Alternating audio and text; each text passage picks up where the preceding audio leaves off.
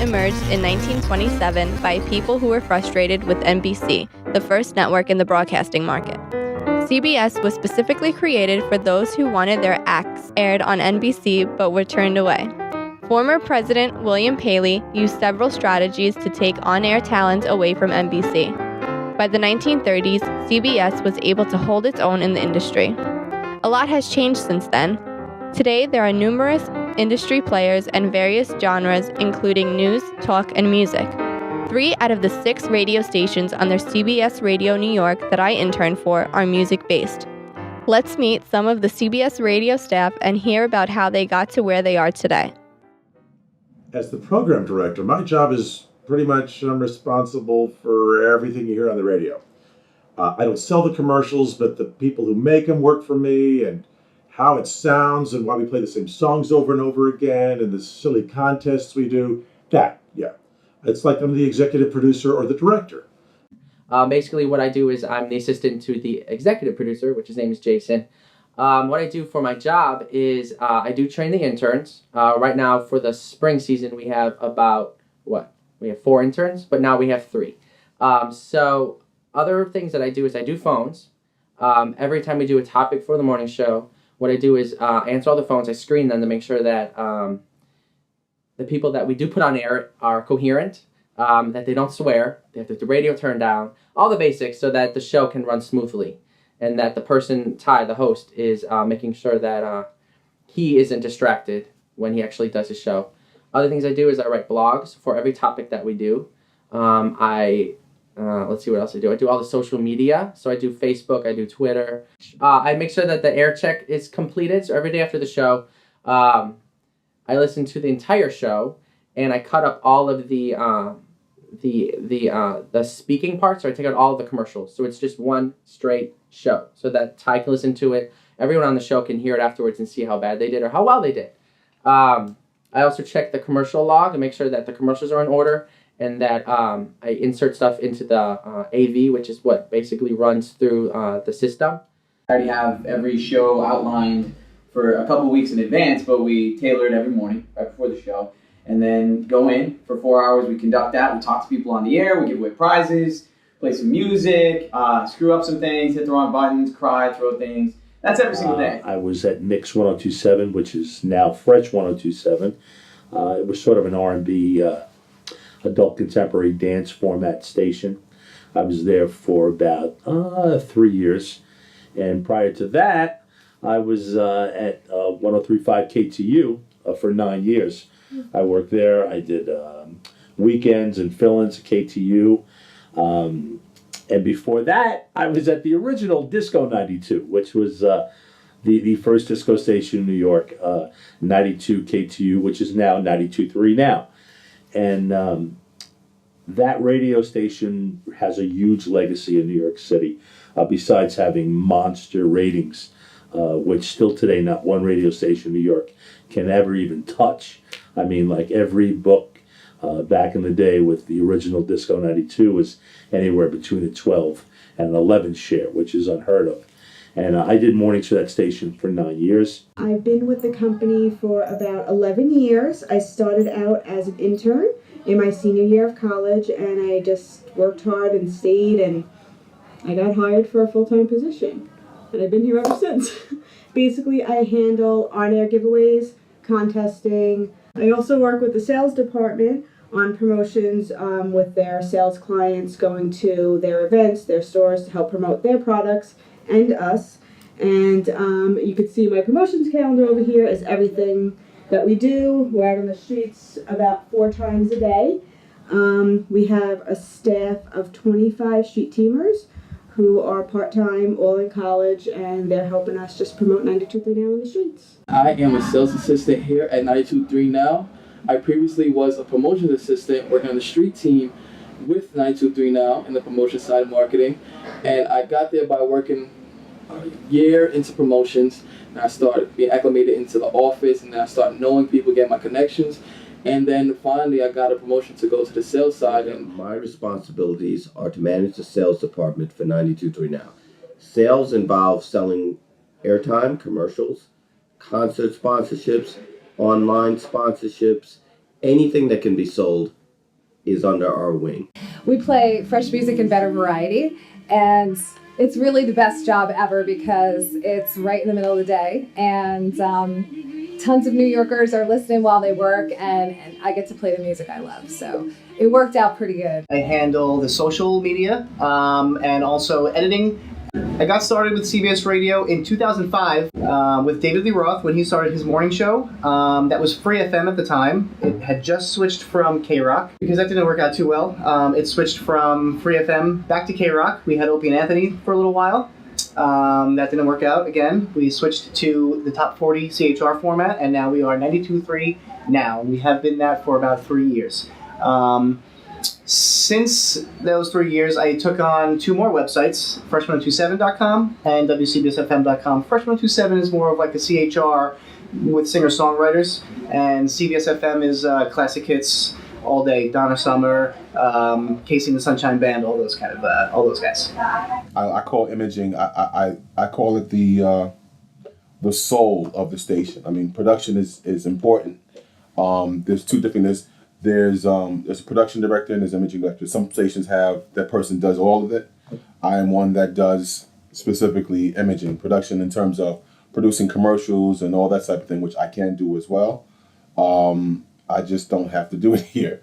I get to do the fun stuff. I come in my studio, I sit here, turn my computers on, and I basically play and come up with whatever fun little tidbits I can do to make the station stand out. If you have a bunch of stations that play the same type of music, the one thing that makes it stand out is 1, the jocks, but 2, the imaging and what they position the station and what the personality of the station is. And I'm kind of proud to say I get to put my stamp on this station here.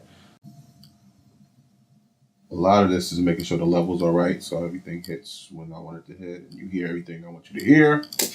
So, we have a weekend fashion question. If you're going to be wearing a full suit made of iron, is there a special type of underwear for that? My name is Tony Stark, and I'm not afraid of you. The 92.3 Superhero Heavy Metal Weekend. Tony Stark is back as Iron Man, and all weekend 92.3 is your invitations to the 3D advanced screening of Marvel's Iron Man 3. Nothing's been the same since New York. We'll supply the tickets and a sneak preview. What you wear underneath is totally up to you. 92.3 now.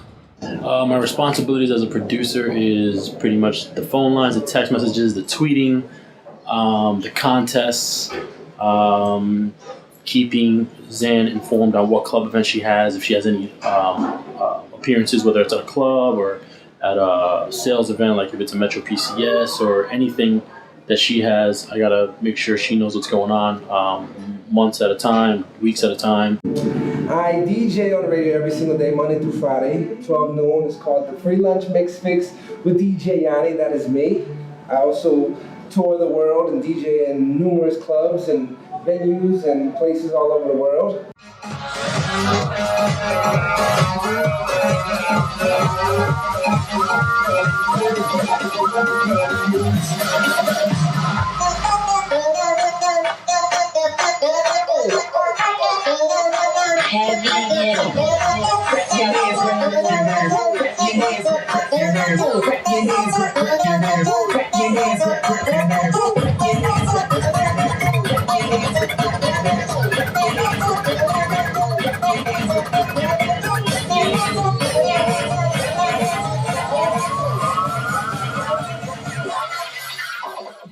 Started off as an intern in promotions department, moved my way up, doing production and doing commercials and things like that.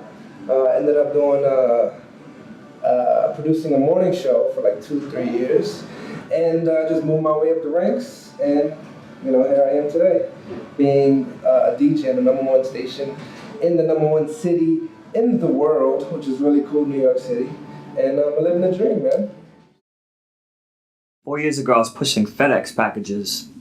No radio history at all whatsoever. I wanted to be in the radio. I was always DJing since I was 16 years old, all across the tri-state. And 92.3 Now came to an event that they were doing. I was DJing, and they just liked how I span. They liked how I sounded on the mic. And the guy at the time, his name was Tic Tac. He worked here. He was like, "Go make some mixes and see what goes on." So when I first started here, it was completely just mix shows. We were doing mini mixes, 9-minute, 23-second mixes. My first ever mix show, I'll never forget this, happened on my birthday, Labor Day weekend. I was DJing outside of a club. I started as a street team on the Entourage, and I just started doing events like concerts and street hits, going to malls. That's really like the stepping stone to get the foot in the door for any career, especially in radio. Other than interning, because I didn't do any interning, I started on the street team. People like to say that it's the lowest level, and it is, but it's also a way to network. It's a way to do and see things around the station. I know a lot of people that do street team also do board hopping overnights. That's a way to step. That's a way to like get your foot in the door. Advice for people who want to get into media. Write as much as you can. Get on social media as much as you can. It shouldn't just be your personal account for Joe Schmo.